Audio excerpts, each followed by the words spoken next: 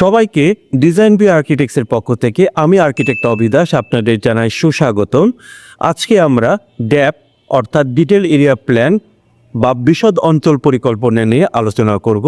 তো বিশদ অঞ্চল পরিকল্পনা বা ড্যাপটা কি এ বিষয়ে যদি আমরা জানতে পারি তাহলে আমাদের জানার গভীরতা একটু বাড়বে।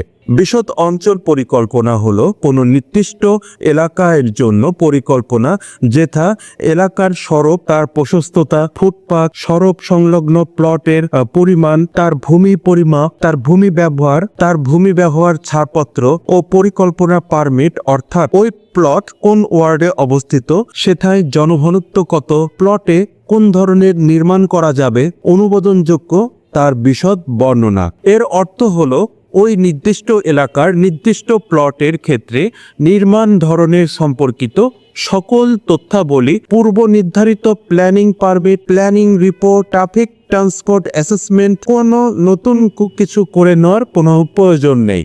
কারণ একদল গুণীজন বহু বছরের জন্য তাদের মেধা বিকাশ ঘটিয়ে এই পরিকল্পনার প্রস্তুত করেছেন। এ বাদেও ওই প্লট যে ওয়ার্ডে অবস্থিত সেথায় জনঘনত্ব বলে দিলে ওই এলাকার জন্য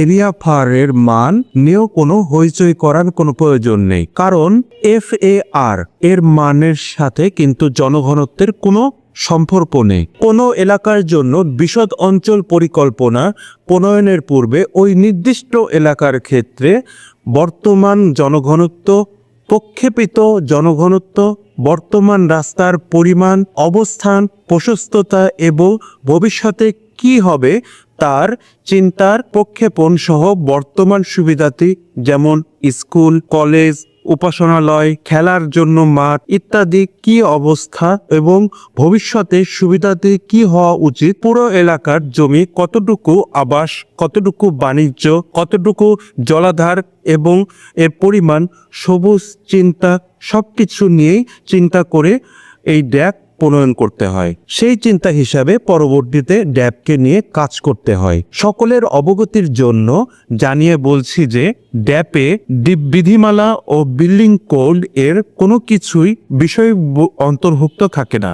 এই ড্যাপে তাহলে কি থাকবে? শুধুমাত্র ওয়ার্ড ভিত্তিক করে কোথায় জলাধার থাকবে, কোথায় বাণিজ্যিক, কোথায় আবাসিক, এই রকম জনঘনত্ব হিসাব করে একটি ফারের ক্যালকুলেশন দেওয়া থাকবে বা ফার বলে দেওয়া থাকবে।